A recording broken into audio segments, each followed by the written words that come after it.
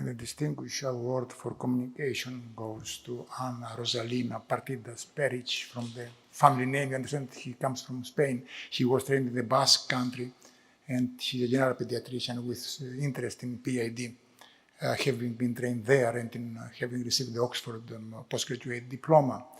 Well, Ana Rosalina has written in the what we call today nowadays X, and we used to call Twitter before, we call it X now, on ID, and he's an ESPID ambassador. Ana Rosalina, please for you.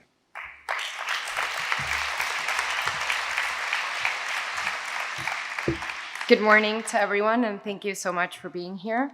I'm very grateful to ESPID for giving me this award, although I have my concerns about it, but I'll do my best to be on time and share a little bit of my life with you. So this is my conflict of interest. I have none for this disclosure, and I wanted to start by letting you know a little bit about who I am. So this is me with one of my favorite people in the whole world, which is my grandma, my mom, Maria, and my father, Carl. Oh, no, sorry. This is my father. His name is actually Hector, and he will kill me for showing this picture, but I love you, Dad. I'm the youngest of 4 siblings, and I have a cat that makes my life equally miserable and fun. And I come from the northern part of South America, a country named Venezuela, and if you bear with me, I will show you a little bit about my city, if this will work. This is where I come from, and you'll see where we are so much fun. Maracaibo. Out of all the cities a tourist would want to visit, it might not be the first on the list. It's faced its fair share of problems over the past few years. The heat's intense, and it doesn't quite have the same marketing as the beaches in Venezuela. But trust me, there's something special about it, and that thing is its people. I arrived without knowing anyone, and I left with hundreds of friends fell away. I laughed more than I ever have in a week, and I played gaitas.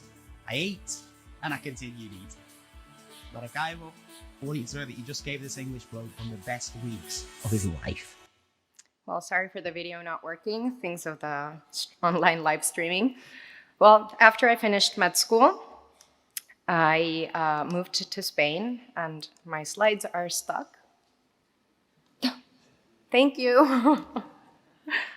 What do I do? Tech work, please?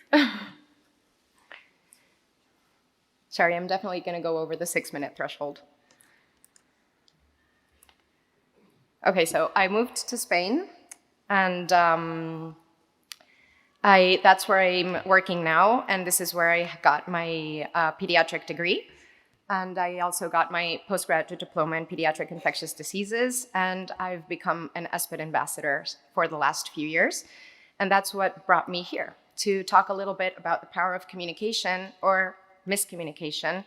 And I'm pretty sure we've all been in a situation like the one I'm going to tell you now, which is a real life story. And I was about 2 years after I graduated med school. I was in the ER, and Mom comes in with a baby that says he has a fever and that his head hurts. I check him up and I tell her, he's okay, just check for alarm signs and give him some paracetamol, and I sent them home. Next day, Mom comes back and says, hey, my baby is worse. He still has a fever and his eyes are red now. And I ask her, have you been giving him the medication? And Mom starts looking at me weird. It's like, what do you mean taking the medication? I was like, yes, the paracetamol, has he been drinking it? And Mom's like, no, I applied it to his forehead because that's where it hurt and that's what it was hot. And of course, this was my face at that moment. It's like, oh, this is not going well.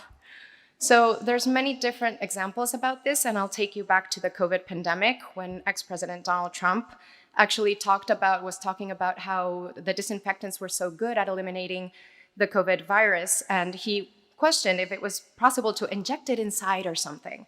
And then this happened. There was a survey from the CDC that found that approximately 4% of all adult Americans had either drank or gargled diluted bleach. That's millions of Americans, by the way. We have more examples. This is Fernando Simon. He was our liaison for the Ministry of Health in Spain early in the pandemic. He was pretty sure that we were not going to have many cases of COVID in Spain. We all know how that went down.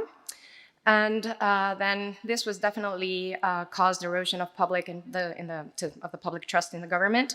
And there were surveys going on that only 21% of Spanish citizens trusted experts and authorities.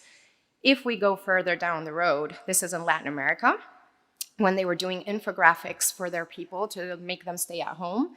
And this same infographic here was actually translated to indigenous languages. And of course, we all know that indigenous people don't live in those houses. They live in these houses. So they were, okay, the forest is our house. We don't have any alcohol gel, so what exactly do you want us to do about this? And if you go deeper and keep searching the internet, you'll find stories like this. Communication health may lead to life and death threatening decisions, how communication failed or saved the day, how it strains responses to situations, and how it molds the attitudes of people towards maybe the measles outbreak or vaccine hesitancy. And we still are all aware of, we're still living the aftermath of the Wakefield experience. So just to sum up, we need to keep in mind the principles of good communication, because we are all responsible for making our best effort to communicate accordingly, no matter what level we are at and who we are talking to. And just to finish, a big thank you to ESPID for considering my communication skills have been gotten better. To Twitter, now X, but forever Twitter, that has showed me that actually good things can happen. And for those of you who still don't know who I am that, Anna P. Thank you very much for your attention and for giving me this award.